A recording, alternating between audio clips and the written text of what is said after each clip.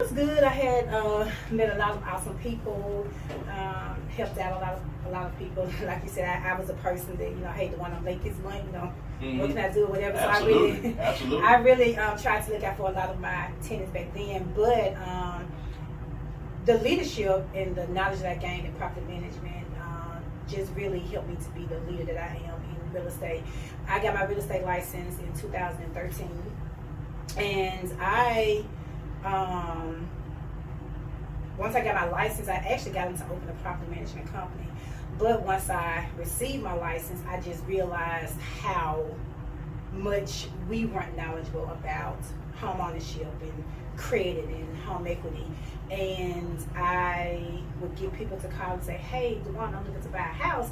And I would send them over to just get them pre-approved from a mortgage loan office, and they would get denied. So I took a step back.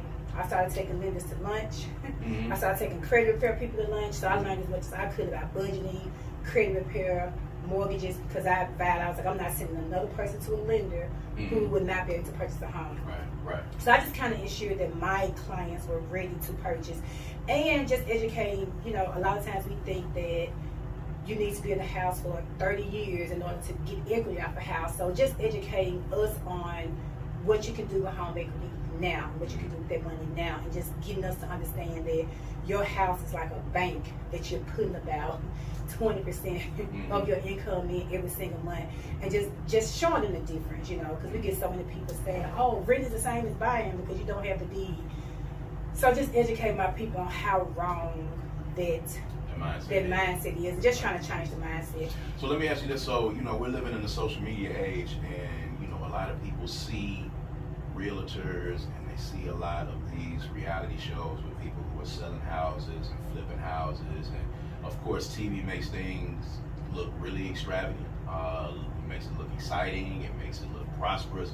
And there are a lot of people who decide, in a lot of these industries now, when you're talking about real estate and credit repair and doing taxes and all of this, a lot of people feel like this is something that I can just jump into and start doing because I see XYZ people doing it and they're making money and they're being successful. So I want to jump into it, and I want to go out and I want to get my realtor's license, and I want to just start selling houses, and I want to start making money. But it's not really that easy. So talk about you starting out learning on the property management side and then taking the test, getting your license. Talk about that journey and talk about the pitfalls and how long it took for you to actually begin to start, seeing some profit from this and start seeing some success from it. Okay, so I tell entrepreneurs all the time, you have to do something that you absolutely love, right? It is easy to get into real estate. It's easy to get into to be a car salesman. It's easy to, if you want to sell hair. It's easy if you want to sell clothes. Like, all of that is easy to get into. But it takes so much work and so much dedication. You don't see what goes on behind the scenes. Like, I've been a 48, 72 hours sometimes, I've called people, I've had the phone hung up in my face, but it didn't stop me because it was something I'm really passionate about. And I think that before you get into any business or anything you want to do, you need to make sure that you're walking in your purpose regardless of what it is. And that's the only way you're going to be successful. And, you have to delegate and leverage. My first year in real estate, I sold one house. My second year, I sold 4 homes. And I tell people that all the time, but what I don't always say is I worked so hard in the background. I was cold calling. I was having buyer consultations. I made it my business to talk to at least 15 people, have 15 appointments a week, so that because out of those 15 people, one person is going to be ready to go to a lender. But those other 15 that I talked to, I've had people pay 400 credit scores. And I've nurtured them and worked with them, and this is what you need to do. And I got them to the point where they were able to purchase a house. And it is, and people inbox me all the time, like, oh my God, I want to be able to say you're so inspiring. I tell them, don't be inspired by me to get into real estate, because I want to quit every day. But it's something I'm truly passionate about, something that I love, so that's why I keep going. And I just feel like me personally, I just feel like God is using me to help bridge the wealth gap between blacks and whites. And I also use my agents as a vessel. And while they're doing the same thing, now they're passionate, they're just as passionate about this industry as I am. So it's not easy, it's so much work, it's so much knowledge, and I'm always reading, I'm always telling people about new books that I'm reading. We started a book club at my firm because I want my agents to be, to change their mindsets about everything. And there's so many people who join my company and their lives have changed like dramatically. I had an agent, she started off making, before she came, she was making $35,000 a year her job. This year she made over $250,000 a year selling real estate. Wow. So, and just teaching them, like I have financial managers coming in to talk to my agents. I have because it's not only about making money, but how can we invest this money and what we're gonna do with it. Not always give them an opportunity to blow through their first $100,000. I give them the opportunity because we learn from our mistakes. So we're telling you what to do. But now I'm making all this money, I want to do what I want to do with it. Right. So I give them the opportunity to burn through their first $100. And they say, oh my God, I cannot believe I spent and messed up that much money. I'm like, that was good for you. So now you know exactly what not to do. Because if we don't learn those lessons, we'll never.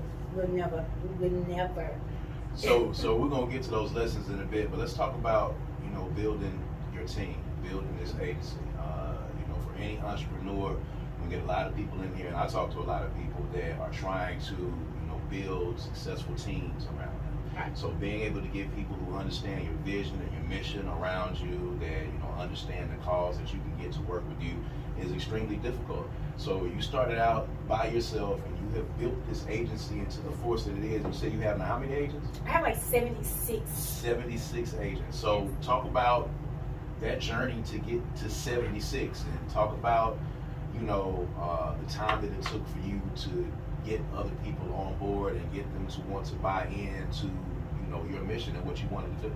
Okay, so I grew extremely fast. My first, I opened my company December 19th, 2018. And by the December 26th, I had my first 2 agents. And so this is the thing, we never know who's paying attention to us, right? So my first 68 agents, I did not recruit none of them. Right. Like all of them came from, the first 20 came from just watching me over the years, where an agent would call me sometime or another, asking me for some type of advice or something, and they were impressed what I was doing as a single agent. So they wanted to join my company, and so I have built a culture of literally, I give you the blueprint. So most brokers, they say go out there and say, I'm going to teach you how to do it. So I care about my agents, and I give them the blueprint on how to be successful. I have a coach, if you have the bad day, don't even come to the office. Just stay home, take a lunch break. That sounds good. I love it. My office staff, if they're having the bad days, like the one I'm not, my mind ain't right to them, I'm just not coming in. And I'm good with that because energy transfers, right? Mm-hmm. I have an open door policy. My agent, they call it X me, anything, it doesn't matter. And I think a lot of times, like entrepreneurs, they forget that, and they forget that when you're bringing people on, they're a direct representation of you. Right. My agents protect their company with everything in them. They really do. They do. You say something about the agency, it's like a whole slew of them coming. Like, hold on, wait a minute, because we really work so hard on our reputation. We are passionate about what we do, and I literally give them everything that they need. I, show them often that I appreciate them. And I think this a lot of times this is what we're missing in the workplace. By the summer, we will have like 100 agents. Like literally, my first time recruiting was November of 2022.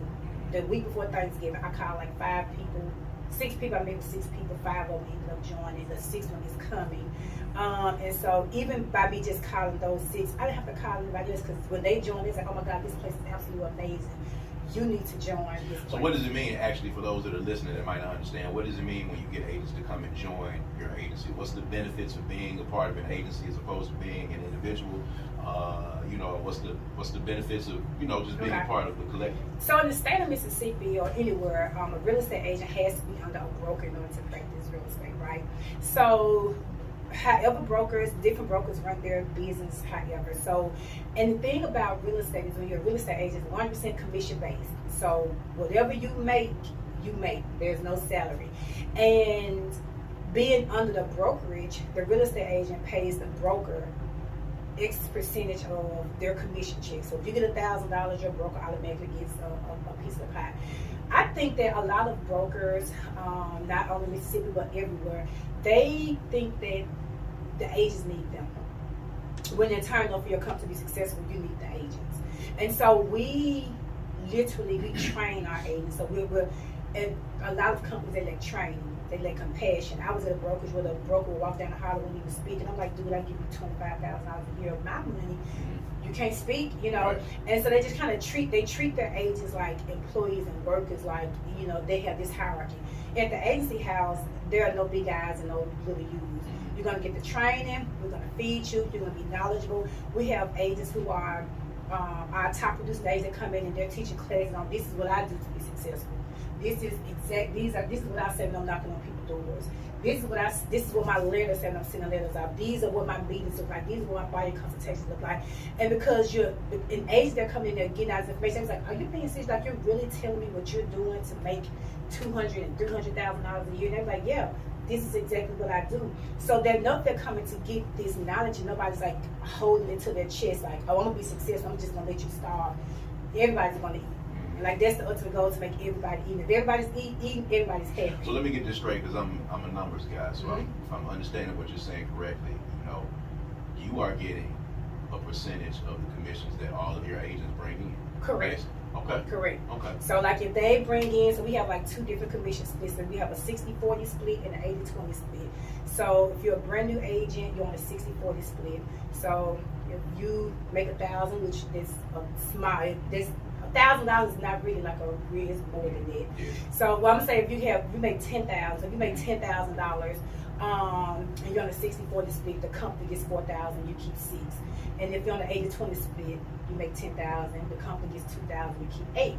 In turn, we do your marketing, and we're teaching you how to go out there and get this business. We are making sure that you're in compliance, or like we're looking at your contracts and make sure that your license won't get suspended.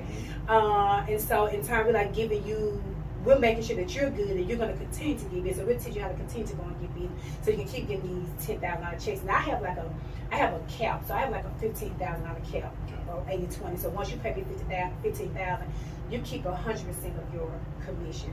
So all of my agents who made $250 or whatever, after they gave me $15,000, they kept it going. Wow. Most companies, they are $25,000, $30,000, $40,000. Some of them don't have a cap. So in return for that, you know, there's a little bit more comfort than you being an individual, because you're making sure that they're taken care of, they're in compliance, you're doing the marketing for them. So those are all things that they would have to do on their own. Correct. If they were their own broker. Correct. That's a very cool setup. So for those people that are listening, let's talk about this Mississippi market a little bit, because you know, a lot of people are interested. A lot of people talk about how, you know, the price of living in Mississippi and the houses that you can get in Mississippi is much better than there are in other places. So talk about the market right now for somebody that's looking to buy a home in the state of Mississippi, or even in the Metro Jackson area. What's the climate like out there right now? So for us, it's good, because we come from a place of contribution. So we're teaching the buyers, you know, we work with a lot of different lenders. We don't work with just one lender. We work with several different lenders. So we have lenders who, you may be an entrepreneur, but you probably don't do your taxes the way you should do them, right? But you putting all this money in the bank. So we have lenders who have an entrepreneurship loan, where they do bank statement loans. They just get 12 months of bank statements, right? We work with lenders that have 100% financing, plus they'll give you $6,500 or $6,500 grant, so they can go towards your closing costs. So we have lenders who have medical loans and jumbo loans. So we work with a variety of lenders. So regardless of what you're looking for, we can find you what you're looking for. Like, I want to buy a house, my credit score is there, but I don't have a lot of money for like a down payment. I don't have money for closing costs. We're going to sit down, we're going to look at your situation, we're going to put you with the best lenders to say, okay, hey, well, this is your situation, and this is the lender you can go with. And it's important that we understand that your first house is not your forever home, right? You're using your first house in order to get to your forever home. It may be your first, second, third, fourth house, but you're using it to get to your forever home. So prime example, I had this couple. We purchased a house. We purchased a house for like $220,000. We sold it 3 years later for $300,000, right? But he aggressively paid down his principal. So therefore, he had enough money to take from the principal. He had enough equity in his house to take to the next house, right? So the next house he ended up purchasing was $530,000, right? He ended up paying $225,000 down because he had so much equity coming over from the other house. So now, boom, he got a $500,000 house, but you're only getting financed for $250,000, right? So his mortgage is like $1,500 for this $500,000 house. They called me the other day. They've been in the house for 2 years. Called me and said, "Dwanna, we have to put this house on the market. I need you to run a CMA." Okay, cool. So now this house is worth $600,000 because the price of the home went up. Now it's only worth $600,000. They only was financed for $225,000. So now they have $400,000 worth of equity in this house. Okay, so what's your budget for the next house? Oh, $900,000. Wow. So when they go to this $900,000 house, they're not going to be financed for $900,000 because they're taking $400,000 from this house, putting it onto the $900,000. So now you want to give a mortgage for a $5,000 mortgage. Does that make sense? So $500,000 mortgage. So I think that's what we need to understand. Like I don't want to be in this house. They want our first house to be our dream home. No, buy you a house, 3 bedrooms, 2 baths, and a garage. Stay in there for a couple of years. Take the equity out there, move it to your second house. Do the same thing with them. Move to the next house. It's only a stepping stone to get you to where you want to be, and we need to learn patience. Are you putting together, because all of this is information? When I hear you talk about real estate, these are all things that I would very much like to know about. So, are you putting together seminars? How are there ways for lay people who want to kind of get more abreast of what's happening in the market? How are they able to get some of that information? So we have a big seminar every year, but my agents are always hosting home-buying seminars, or you can just pick up the phone and just call, like, "Hey, do I need to sit down and talk to you?" And I'm the type of person that, I don't care if you use me as your agent or not. Buy a house. Stop spending money renting. Buy a house. Because we have last year, and everybody was like, "Oh my God, the housing market is so crazy." But the housing market is so crazy because we had all these hedge funds. You got Blackstone, you got all these hedge funds buying all these single family homes. Yes. They're running commercials and they're convincing you that it's better to rent than to buy. And they're buying these homes cash, driving the price up. I'm like, in 5 years, it's going to be hard for anybody to be able to buy a home because they're going to own them. I mean, they're buying whole new construction communities and renting them out. And so they're telling you, what, it's better for you to just give me 100%. About all the interest rates are so high now. So you're going to pay 7% for yourself, or you're going to pay 100% of somebody else's. And so when you stay in this house for 12 months and you pay $1,500 a month, what have you done with that $1,500? It's like flushing it down the toilet. So I had a client, Robert Bell. I love him. He does not mind me calling his name. He wanted to purchase a home, and he said, "Oh, I'm just having." Okay, boom. Found him a house in Live Oaks. We paid $187,000 for the house. He said, "Well, Dwanna, I don't know if I'm gonna move." That's okay. When you move, you're gonna make money because this neighborhood is a transition neighborhood. So he called me in July. So bought the house in September 2020. He called me in July 20. No, he bought the house in September 2021. He called me July 2022. Said, "Dwanna, my job moved me to Houston. I got to put this house on the market." It's 1 year later. I was like, "Okay, cool." We put his house on the market. His house is under contract in 2 days. We closed on his house September, which is 1 year to be exact. And he walked away with a $45,000 check. Wow. And he had a VA loan, so he didn't pay anything down. So it was no down payment like that. So he walked away with a $45,000 check. Like, what other? If he would have decided to rent for a year, he would be trying to have to scrape money up to move to Houston. But he walked away with a $45,000 check. That's great. Now I want to talk about this real quick before we get to our next guest. So you were able to secure the listing for Dwanna Sanders' house, and it was a big to do about it, on social media. Everybody was talking about it. How was this agency able to go in and get this listing? You're not going to be able to sell the house, this and that. So talk about real quick how that listing came about, how you were able to get it, and how long it took for you guys, because it didn't take long at all for you guys to actually get the house sold. But just talk about how that all happened and some of the stuff that y'all were hearing out there as y'all were trying to sell this house. So, of course, closed mouths don't get fed, right? And so when we saw that Coach Prime was moving, we reached out to somebody on his team. He was like, "Hey, when Coach Prime puts his house on the market, put us in the game, Coach." And she was like, I got you. And she actually made a post. Taisha, she's Coach Prime's assistant. She was like, she knows hundreds of agents and brokers here because she's been in the business for a long time. And she's like, the only people who reached out to her to ask her for the business was us. Right. And of course, he had people telling. He interviewed like several different firms, Mm-hmm. right? But we went in. We didn't go in and feel like, okay, we had this. We went in and interviewed. And so we showed him what our marketing plan was going to look like. We showed him all the things that we could do, and we showed his team all the things that we could do. And we got the listing, and we did every single thing that we said we were going to do. We went on the market that Tuesday, that Thursday, at 1 a.m. we had an offer.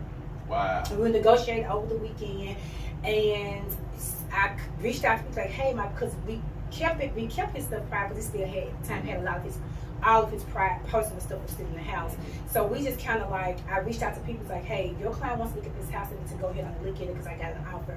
But let me tell you something. Everybody was like, oh, people don't have money in Mississippi. These people have some money in Mississippi. Absolutely. We had plenty of proof of funds, because you have to show proof of funds or your pre-approval before you even had a chance to look at the house. So we had so many people, like we have people now that are doing backup offers just in case this deal falls through, that they want the house, paying cash for it. So we just did everything that we said we were going to do, and I'm excited because we are underrepresented in the luxury market, especially in Mississippi, but everywhere. Right. They're everywhere. You probably have like maybe 1 or 2 agents in other, like in Atlanta or in Dallas or in Miami. 1 or 2. It's going to be maybe one black agent who represents luxury listings. And Mississippi, we don't have a black agent that you can say, okay, this is a luxury. So it was a big deal for us, you know. And we had agents contact us like, hey, this is awesome, you know, you guys did so great marketing the house, because the person who purchased the house didn't know that it was Dion's house. Right. So now they know. People with money don't care about that. Yeah, they didn't know that it was his house at the time. They just loved the photos, they loved the videos. They just thought that the house was amazing. They saw the house for the first time Saturday. Yeah, that's crazy. So if people want to get in touch with you, Dwanna, give them all of the information to get in touch with you for consultations, if they want to sell a house, if they just want to ask a question. Okay, so all of my social media handles, that is my name, which if you own a business, all your social media handles need to match. There you go. So it's Dwanna Stanley, DWANNA STANLEY, or you can follow my business page, the agency _Haus, HAUS. And you can find a slew of agents under there. And then my cell is 662-466-3701, and my office number is 601-665-4869. There it is, ladies and gentlemen, Dwanna Stanley with the agency Haus. Hopefully coming soon to a reality show near you. It just works perfectly. They calling. It just works perfectly. I just want to get a cameo. You know what I'm saying? I just want to get a cameo so I can tell my story. That's it. When we come back, we have Mississippi Secretary of State candidate, Mr. Shuwaski Young, in the studio. He's going to talk about his campaign, and he's going to talk about some of the criticisms that he has had for the Democratic Party here in the state of Mississippi. So we're going to get into that in 1 second. This is the Good Things Jackson Show. We'll be right back. And we're back. This is the Good Things Jackson Show, man. I am your host, Brad Kamikaze Franklin. Thank you guys for sticking with us. And as promised, in the studio, we have a gentleman who is running for the Secretary of State for the state of Mississippi. His name is Shuwaski Young. Thank you, brother, for joining us. Brad, thank you so much for having me. Full disclosure, this is one of Uncle Joe's grandbabies. Right here. Right on. I'm one of Samson's grandbabies. How you know what I'm saying? Our pawpaws are brothers. Yeah. So I'm very, very delighted and proud to have you here, you know what I'm saying, on the show, doing fantastic things, man. I've watched the previous campaigns that you have had, man, and I think it's fantastic what you're doing. And I'm also very impressed with the fire that you are trying to light under the Democrats in the state of Mississippi as well. I think that is very important. So we're going to talk about that as well, because I think that's a very, very key element to what's going on. So let's backtrack a little bit. You just recently ran for Congress against Michael Guest. So let's backtrack a little bit. Give people a little bit of information on who you are, where you're from, and how you decided to get into politics. Let's start there, and then we'll work our way back into that campaign. Okay, well, thank you so much, everybody. Brad, thank you again for having me on here on. So I'm born here in Mississippi, a fifth generation Mississippian. I'm someone that grew up in Winston County and also in Neshoba County. And I attended both Eastern Community College and also graduated from the Jackson State. University. Of course, Absolutely, absolutely. Shout out to everybody that graduated or attended Jackson State. And I was a political science major there at Jackson State. And in my senior year at Jackson State University, I started interning at the Secretary of State's office right here in Mississippi. Went on to work for both Dr. Clark as Secretary of State and Delbert Hoseman when he was Secretary of State as well too. So at that particular time, I did work for both a Democrat and also a Republican. I always knew I wanted to be in public service. So growing up in a family, as you know, that was deeply rooted in civil rights. Yes. Grandpa Joe, was the NAACP president in Shelby County, and of course we all know the history that has taken place in places like Philadelphia, Mississippi, the 1964 civil rights slain. So I always grew up, with this idea of giving back to the community, being part of how we actually improve society as a whole, and that's what caused me to want to go into public service. And of course, I worked in the Obama administration, both for Obama's campaign in 2012, Secretary Clinton's campaign in 2016. Worked even in the education field, being a campaign administrator, overseeing the $75 million capital campaign for Union Presbyterian Seminary, and ultimately ended up, working for the Department of Homeland Security as a White House political appointee in the Obama administration. And I've always knew I was going to run for public office, So this past year, fast forwarding about 6 or 7 years, this past year on July the 15th, actually, wow, it's been 18 months, man. Right. Wow, July 15th. 2021. Right. I launched the congressional race in Mississippi 3rd Congressional District, got the Democratic nomination for that particular race, and we fought a hell of a campaign. We visited all 21 counties in the 3rd Congressional District constantly. We talked about issues that are important to folks out there. Talked about the fact that Mississippi is the poorest state in the country, basically last in every socioeconomic category. We talked about that more children live here in Mississippi that live in extreme poverty than anywhere else in the country. We talked about the fact that we have the highest infant mortality rate in the country, the highest maternity rate in the country for mortality. We talked about how we can bring big business to this particular state and how we can build our infrastructure. And of course, what we're seeing happening here in Jackson with the water crisis that's ongoing right now, I think that it's all more important that there are people out there talking about these issues that can improve the lives of people. Right. That particular race, we weren't able to pull that out. Mississippi did have the lowest voter turnout in the entire country. The entire country votes. And only about 31.3% of our electorate actually turned out to vote. Right. That amounted to about 54,000 votes that came in for me in that particular race. Wasn't enough for us to pull it out. And I spent a long Christmas break thinking about how I could still contribute to this particular state, how I could, still be part of the change that this state actually needs. I deeply believe in. And of course, I had some issues with our leadership at the Mississippi Democratic Party. That's been publicized a lot of the news. It's even made national news in the AP. Well, anytime there's something, insightful or incendiary that, they can try to put in the news, of course, that's going to get a lot more attention. The media, didn't do a lot of coverage of your campaign. This being one of the first campaigns that you run, you might not have been one of the bigger names out there, but you had a lot of issues that you spoke to that were very important. But instantly, of course, when those gripes came out at the end, everybody's paying attention now. Everybody's starting to pay attention now. Like, hold up, what did he say? Yeah, so, in looking at what happened with the election for Congress, and looking at what happened there, when you're sitting back and you're doing this thinking, and we're going to talk about, some of the critiques that you have for the Democratic Party, when you're sitting back and thinking about, what you could have done better in your campaign, what were some of the things that you thought about at that point? Yeah. Well, one of the things that I know we could have done better and that I took full responsibility for was making sure that people felt like there was a sense of inclusion with the campaign to the general public.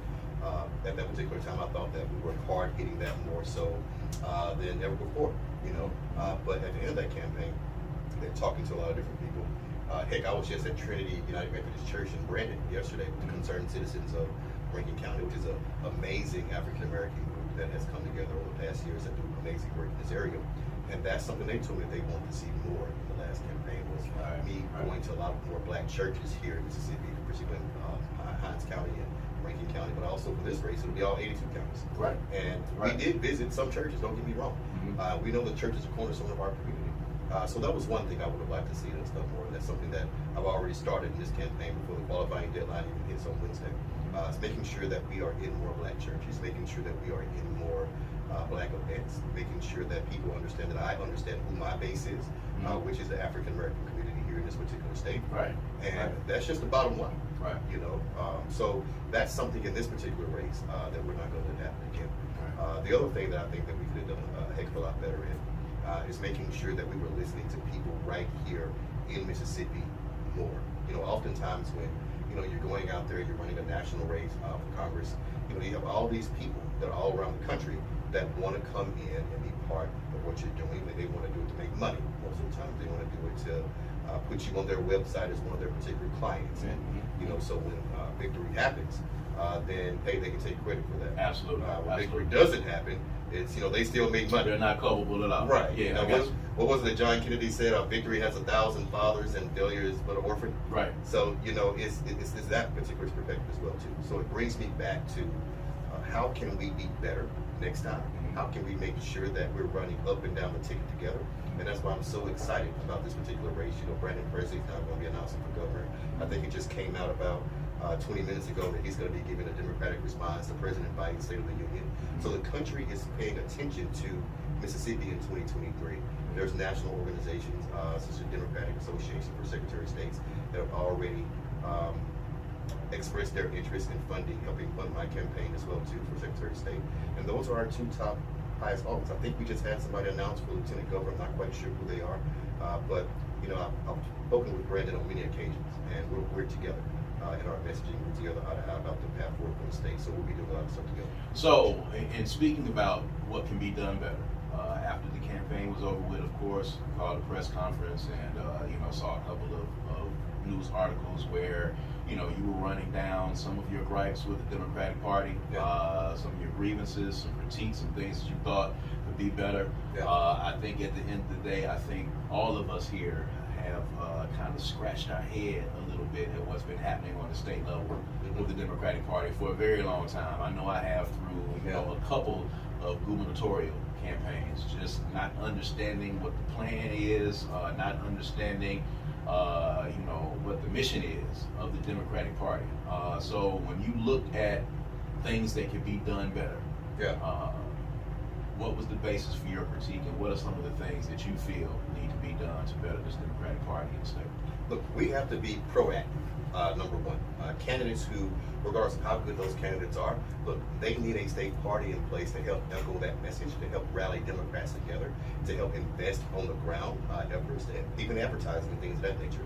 We need that type of assistance. We didn't see that in 2022, bottom line. I didn't receive, in my campaign did not receive, not one dime from the Mississippi Democratic Party, while they said on $300+ odd thousand. Like, this is a fact, right? And don't get me wrong. Like, we went out there and we raised our own money. I raised, quite a bit, more so than anyone who had ran for Congress outside of the incumbents, like Congressman Thompson and other incumbents who already sit in office. Right. As far as for people who are running for office in Mississippi, no other Democrat had raised as much as we did in the past almost 20 years. That's a fact. Right. We still didn't break $100,000, believe it or not. Oh, wow. So we still were able to, go into these counties and hold events and get in touch with the people and work on GOTV in the ways we did with the bare resources that we actually had. Right. So we would have liked to see more participation from the state party. We couldn't even hardly get a Facebook post. You know? So when you look at what the Mississippi Grand Old Party is doing, Mississippi Republicans, look, they are pushing their candidates out there on Twitter, on Instagram, on Facebook. They are constantly talking about issues that matter to people. They are not afraid to bring the fight directly to what they actually believe in. Going right to their base, and they appear to also have a plan. 100%. Which, it sounds cliche and it sounds like it's very simple and it sounds like it's being oversimplified. But I, as a voter, and I consider myself to be a person who doesn't particularly vote party. I want to vote for the candidate who best aligns with my interests. Well, most of the times, or a lot of times, that does happen to be a Democratic or an independent candidate. But I see a clear-cut plan from Republican candidates. Right. I see clear-cut organization. I see clear-cut mission. I see vision. I see clear-cut advertising, marketing, promotion, all those things that are coming regardless of who those candidates are. Right. And as a voter, I don't see that from the Democratic Party, and I think that has been the gripe for the longest time. Well, it's absolutely correct. And look, the Bible tells us that You know, where there is no vision, the people will perish. Yes. You know, and that is what we have been seeing for many years here in Mississippi. Yeah. You know, and I make that very clear.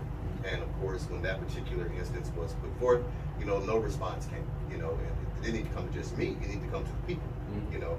So you mean to tell me that after the press conferences, after the news stories, you have not yet received a response from the Democratic Party in the state of Mississippi? No, I'm not saying that. Okay. No, I'm not saying that. All right. I just want to be clear. What I am saying is the current chairman Gotcha. has not rendered a response, neither to me or publicly to the press or the people regarding this particular matter. You've heard from someone I've talked to many in the people, party, but you have not heard from the chairman. I'm in constant contact with people that's on the state executive committee. I'm in constant contact with people who are insider Democrats who are here in the state.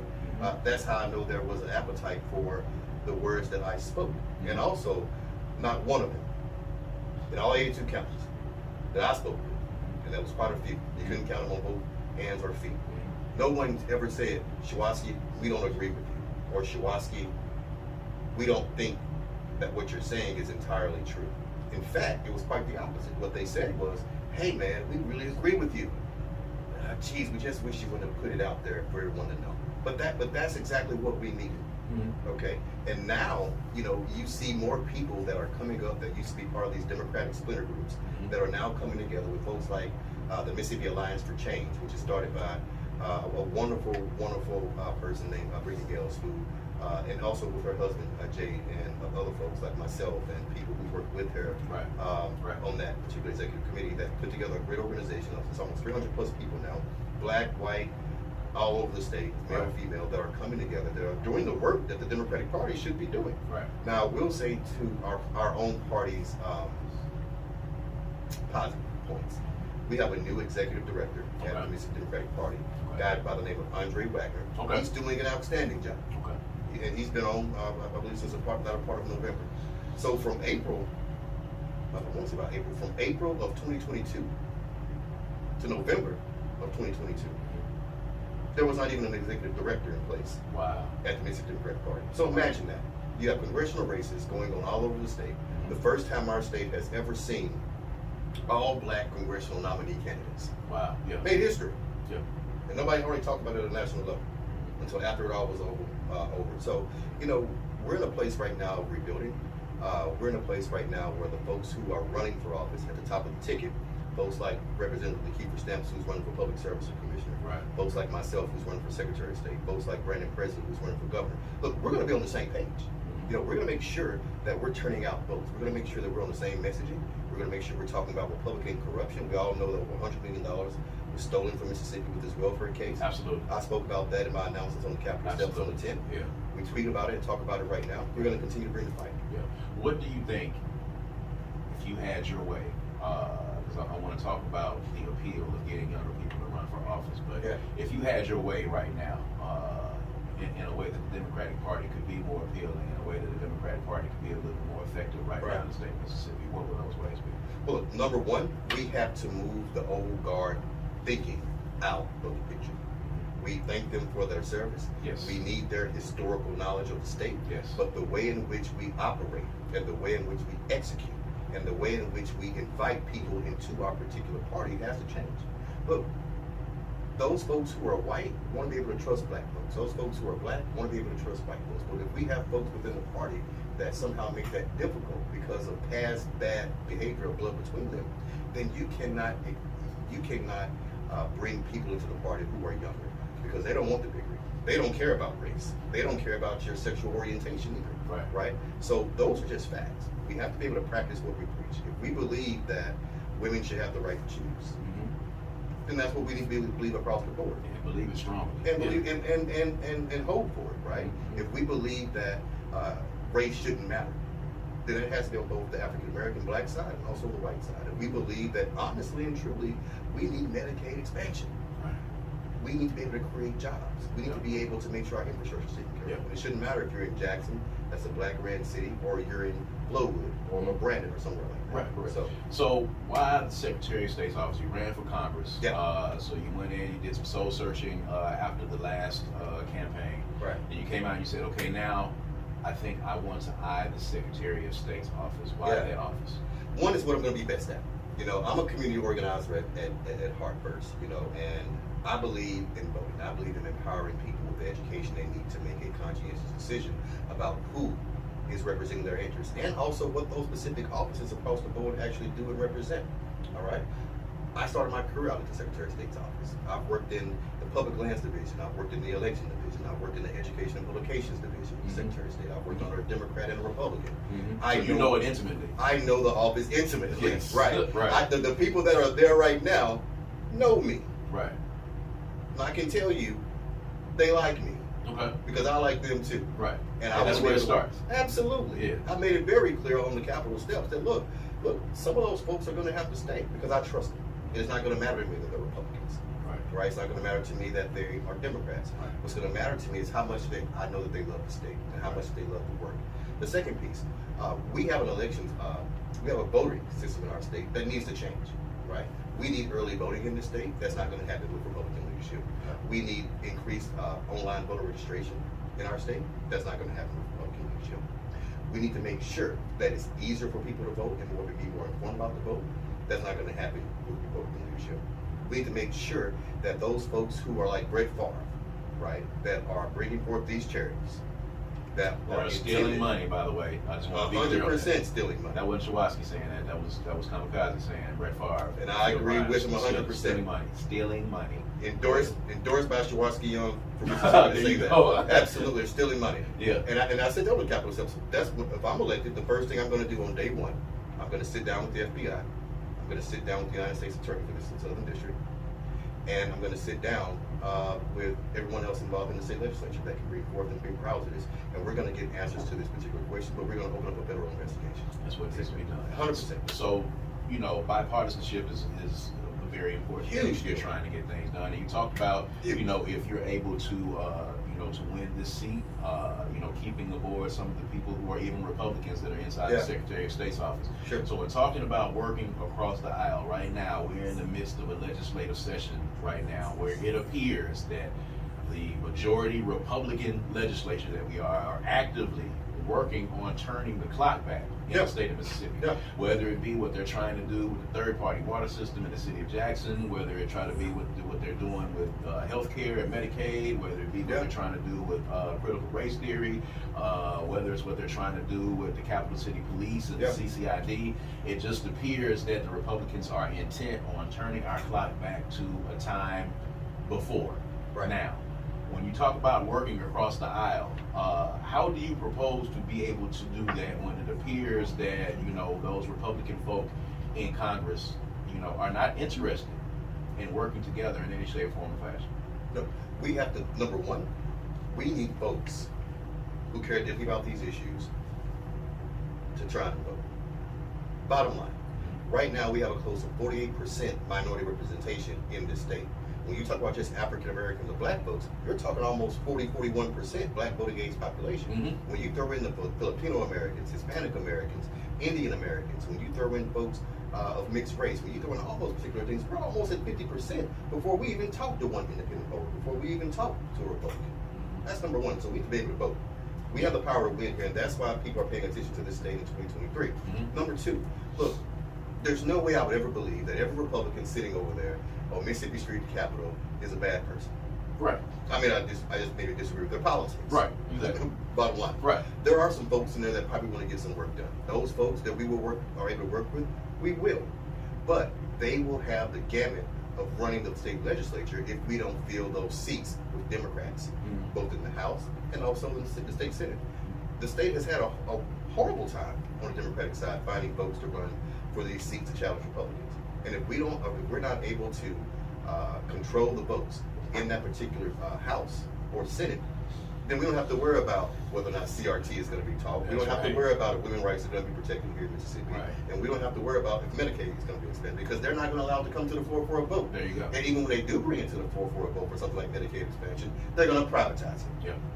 So what we need people to do is get involved in the political process. Go to Shuwaski Young for Mississippi on Facebook. Follow me on Instagram at Shuwaski Young, SHUWASKI Young, and pay attention to what we're talking about, because we're bringing a great campaign forward. We're going to be talking about why these issues are important. And those Republicans out there that want to work with us, we want to work with them too. Right. And the last point I'll make on that is, what I said on the Capitol steps and I announced on the 10th was this: to Democrats across the state, we must turn out to vote and we must band together. And to Republicans across the state, know that you will have an ally with you, someone who's willing to work with you for the betterment of our future, the betterment of our children, and the betterment of our economic prosperity.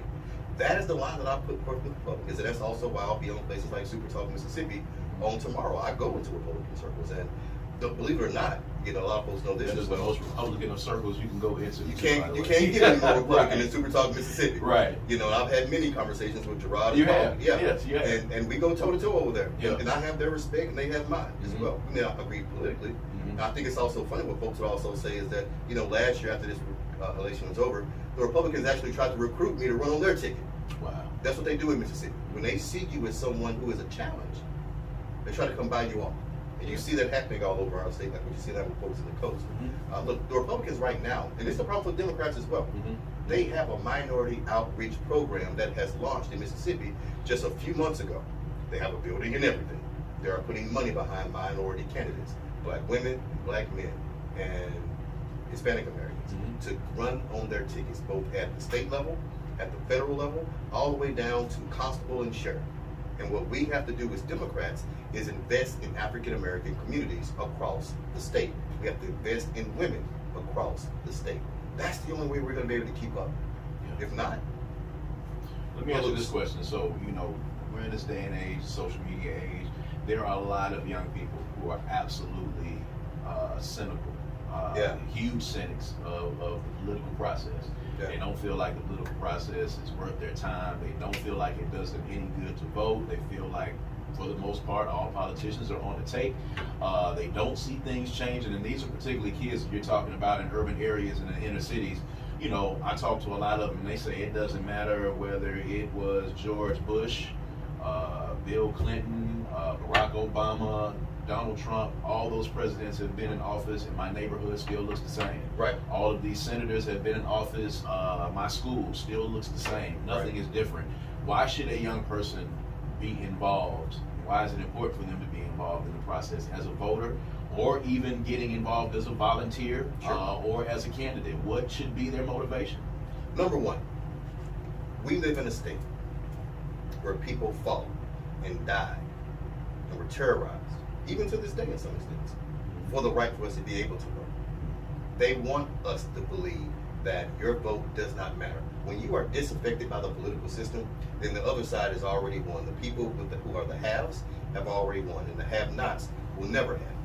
That's number one to remember. Number two, we need to do a better job of educating our young voters. Yeah. From 18, even all the way up to even my age of 40. Because most folks don't know, well, what does the Secretary of State do? Right. What is the job of what is the job of an alderman or a supervisor, or they know what a sheriff does, of course, right? But we need to be able to explain those things and why that is important and how that can affect your tax dollars, because you're working. It doesn't matter if you're working at McDonald's or you're working at Malari's or wherever. Mm-hmm. Your tax dollars go to make sure that your roads and bridges, which we know are in poor condition, that means that the elected officials that are in those particular places need to be replaced.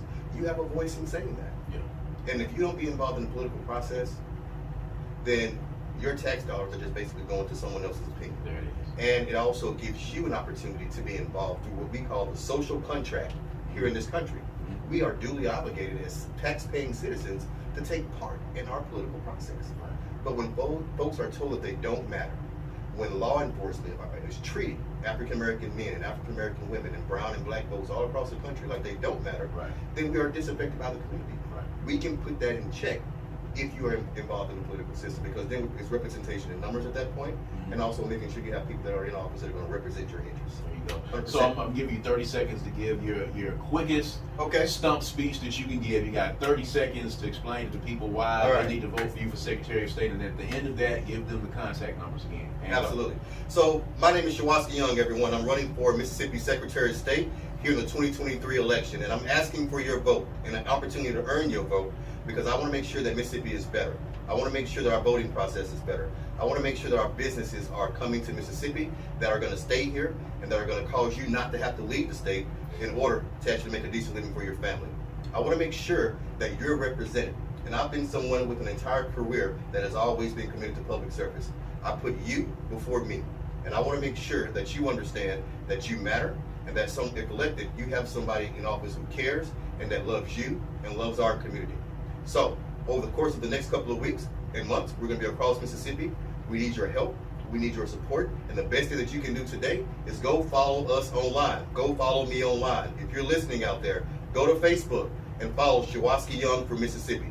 That's Shuwaski Young for Mississippi. On Instagram, Shuwaski Young, SHUWASKI.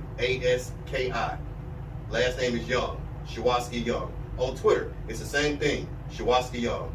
It's a name that you probably won't forget because it's unique. Mom got creative, but we need your vote. And we're going to be out there fighting for you, and we need your help, and we want you to be part of this process so we can all win together. There it is. Shuwaski Young, candidate for Secretary of State here in the state of Mississippi, and also somebody that I look to be a leader in the Democratic Party for the state of Mississippi going forward. So if you get an opportunity, please go check him out on social media, and if you like anything that you heard, and follow him, and when it's election time, cast your ballot for him here. We're going to give everybody this platform and this chance to talk about, good things Jackson and good things Mississippi here. So, of course, for all of us here at 97.7 FM, I am Brad Kamikaze Franklin. This has been the Good Things Jackson Show. We're going to see you guys on next Sunday. We're going to have more fantastic conversations from some great people in the community. I want y'all to make sure that y'all enjoy the rest of y'all Sunday. Peace and power.